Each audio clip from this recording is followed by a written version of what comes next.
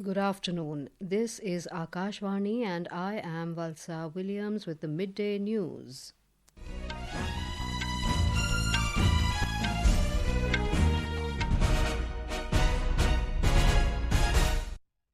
The headlines. National Security Advisor Ajit Doval says Operation Sindoor showcased India's state-of-the-art indigenous technology, calls upon students to use AI and quantum technology to make India a developed nation by 2047. Government launches scheme to incentivize electric trucks to help countries transition to clean and sustainable freight mobility. IMF praises Unified Payments Interface System, says it makes India the global leader in fast payment. Met Department predicts heavy to very heavy rainfall at isolated places in Rajasthan, Madhya Pradesh and Uttar Pradesh today. In cricket, England to resume first innings at overnight score of 251 for 4 against India in third test at Lord's. And in Wimbledon Tennis, Novak, Djokovic and Carlos Alcaraz to take on their opponents in men's singles semifinals at London.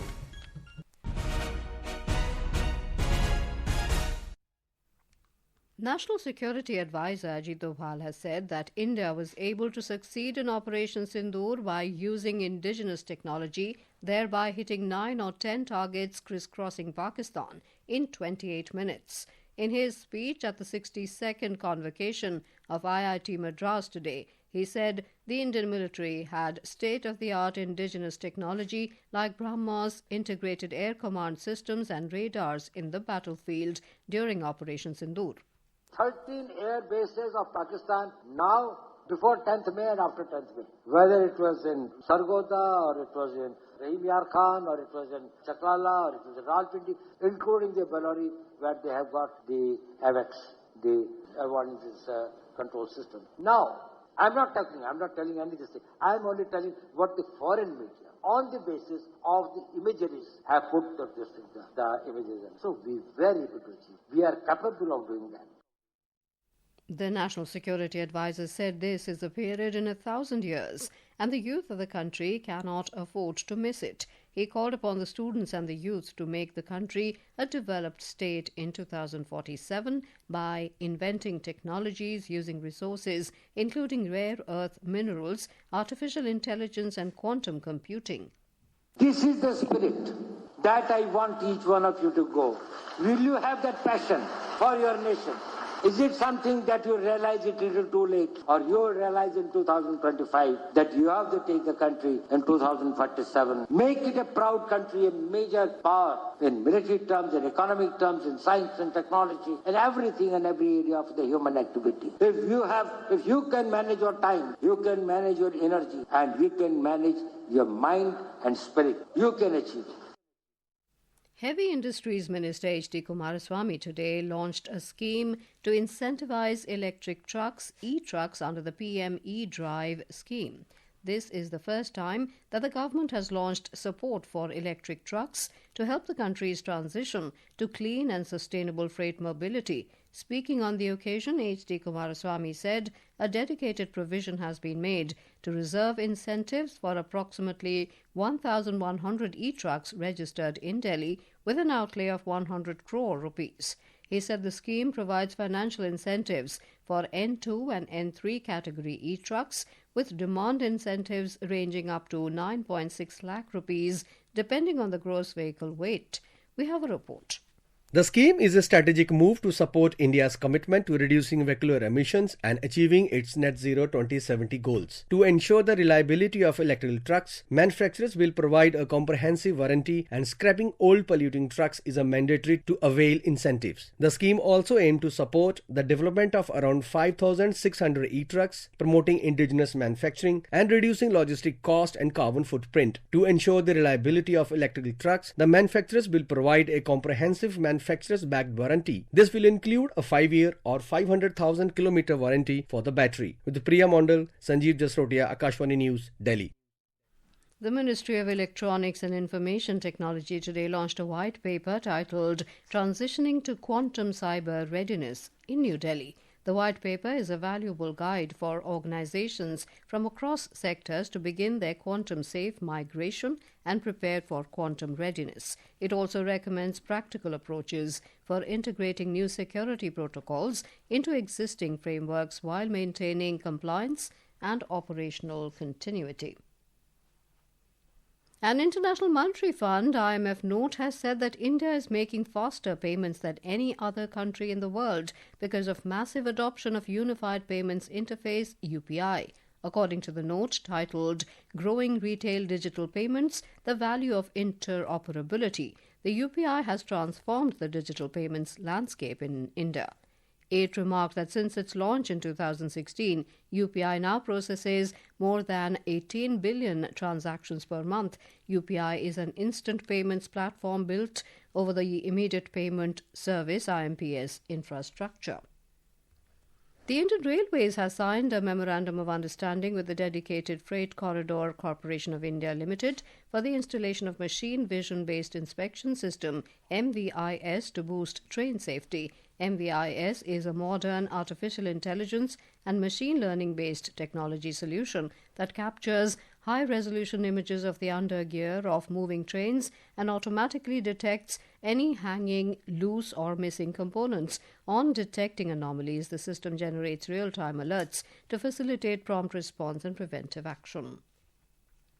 Union Home Minister Amit Shah today chaired a high-level meeting on the rejuvenation of the Yamuna River in New Delhi. Union Ministers Manohar Lal Khattar, C.R. Patil, Delhi Chief Minister Rekha Gupta and Union Home Secretary Govind Mohan, along with other senior officials, attended the meeting. The discussion focused on coordinated efforts and action plans to restore and rejuvenate the Yamuna River. NASA has announced that the return journey of Indian astronaut Group Captain Shubhanshu Shukla and 3 other crew members of the Axiom 4 mission will begin on July the 14th. Speaking at a press conference, Steve Stitch, manager of NASA's Commercial Crew Program, said that undocking from the International Space Station is scheduled for July the 14th, with a splashdown expected several hours later in the Pacific Ocean off the coast of California. Of course, we're working with the station program, watching the Axiom 4 mission, carefully. Obviously, we need to undock that mission. I think the current targeted time is to undock around the 14th of July after the high beta period. Prime Minister Narendra Modi will distribute more than 51,000 appointment letters to newly appointed youth in various government departments and organizations through video conferencing tomorrow. He will also address the appointees on the occasion. The 16th Rozgar Mela will be held at 47 locations across the country. The recruitments are taking place across central government ministries and departments. This is Akashvani giving you the news. For quick news updates round the clock, follow us on our X handle at AIR News Alerts, and for details of stories and more, log on to our website www.newsonair.gov.in and download News on AIR app. Welcome back to the Midday News. The India Meteorological Department (IMD) has forecast heavy to very heavy rainfall at isolated places over East Rajasthan, Uttar Pradesh and Madhya Pradesh today. According to the IMD, Arunachal Pradesh, Chhattisgarh, Haryana, Chandigarh, Himachal Pradesh, Jharkhand, Punjab, Uttarakhand and Vidarbha are expected to witness heavy rainfall today.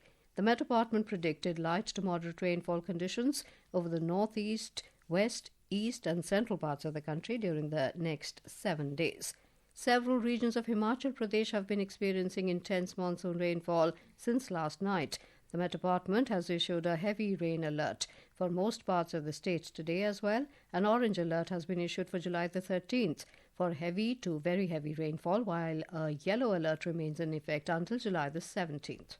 Himachal Pradesh has already received 23% more rainfall than normal for the month of July, and there seems to be no sign of respite yet. Rain continues intermittently across most areas of the state today as well, with the highest rainfall in the past 24 hours recorded 68 millimeters at Murari Devi in Mandi district. The heavy rains have severely impacted daily life across the state. According to the State Emergency Operations Center, 223 roads, including one national highway, remain blocked due to landslides and other reasons. In addition, 151 power transformers and 815 drinking water schemes are still non-operational, and restoration efforts are underway on a war footing. Ritesh Kapoor, Akashvani News, Shimla. The Kanwad Yatra of Shravan month commenced from today. Since morning, a large number of Kanwadiyas are reaching Haridwar, Rishikesh, Nilkant Mahadev and Gangotri Dham in Uttarakhand to collect Ganga Jal. In view of the Kanwad Yatra, the government and administration have completed all preparations for the Yatra. The commencement of Kanwad Yatra today, excitement among the Kanwadiyas in Uttarakhand is visible. This year's Kanwad Yatra will start from today and will continue till 23rd of July. The government says that like every year, this time also crores of Kanwadiyas from different parts of the country are expected to reach Haridwar to collect Ganga Jal. Over 7,000 jawans of state police, SDRF and parliamentary forces have been deployed to maintain the convenience and travel arrangements of the Kanwadiyas. During the fairs, arrangements have also been made for health camps, ambulance, mobile toilets, drinking water and garbage management on the travel routes. It is worth noting that last year about 4.5 crore Kanwadiyas had reached Uttarakhand. This time too, 7 crore Kanwadiyas are expected to reach Uttarakhand. Sakshi Singh, Akashvani News, Dehradun. With the beginning of the holy month of Shravan, a huge crowd of Kanwadiyas have gathered for Jalabhishek at Baba Baidyanath Dham in Deoghar, Jharkhand, considered one of the 12 Jyotirlingas of Lord Shiva. More than 40,000 Kanwadiyas have performed Jalabhishek on the first day of Sawan till now, and a long queue still persists at the Baba Mandir. The Maharashtra government has officially declared Sarvajanik Ganeshotsav as a state festival. The state government has also decided to bear the expenses for organizing and promoting grand celebrations across Maharashtra. More from our correspondent.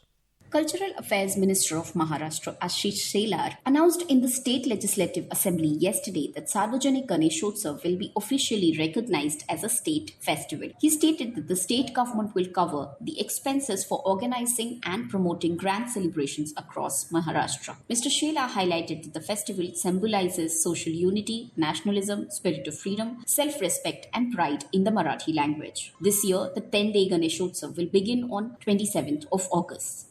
Akashvani News, Mumbai. Reserve Bank of India Governor Sanjay Malhotra has clarified that while 2,000 rupee currency notes are no longer in circulation, they still remain legal tender. He made the statement while briefing the Parliamentary Standing Committee on Finance about the Indian economy's growth. Several members of Parliament questioned the status of the 2,000 rupee notes. During the Parliamentary Committee meeting, the RBI has not yet declared them invalid. Brazilian President Luiz Inácio Lula da Silva said on Thursday that he would impose retaliatory tariffs on the United States if President Donald Trump follows through on a pledge to boost import taxes by 50% over the South American country's criminal trial against his predecessor, Jair Bolsonaro.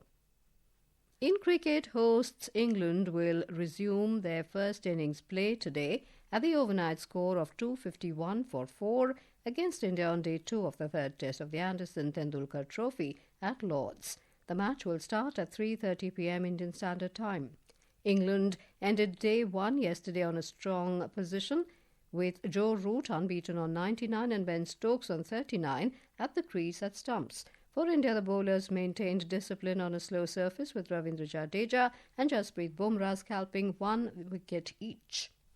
In Wimbledon Tennis, 6th seed and 7-time champion Novak Djokovic will lock horns with top seed Yannick Sinner of Italy. In men's singles semi-final in London this evening, the 38-year-old Serbian Djokovic is only 2 victories away from an unprecedented 25th Grand Slam title. In the other last 4 clash, 2nd seed Carlos Alcaraz of Spain will take on 5th seed Taylor Fritz of the United States later tonight. In women's singles, the 5-time Grand Slam champion Iga Swiatek has set up title clash with 13th seed Amanda Anisimova tomorrow. And now, before we end the bulletin, the headlines once again. National Security Advisor Ajit Doval says Operation Sindoor showcased India's state-of-the-art indigenous technology, calls upon students to use AI and quantum technology to make India a developed nation by 2047. Government launches scheme to incentivize electric trucks to help countries transition to clean and sustainable freight mobility. IMF praises Unified Payments Interface System, says it makes India the global leader in fast payment. Met Department predicts heavy to very heavy rainfall at isolated places in Rajasthan, Madhya Pradesh and Uttar Pradesh today. In cricket, England to resume first innings at overnight score of 251 for 4 against India in third test at Lord's. And with that, we end the midday news.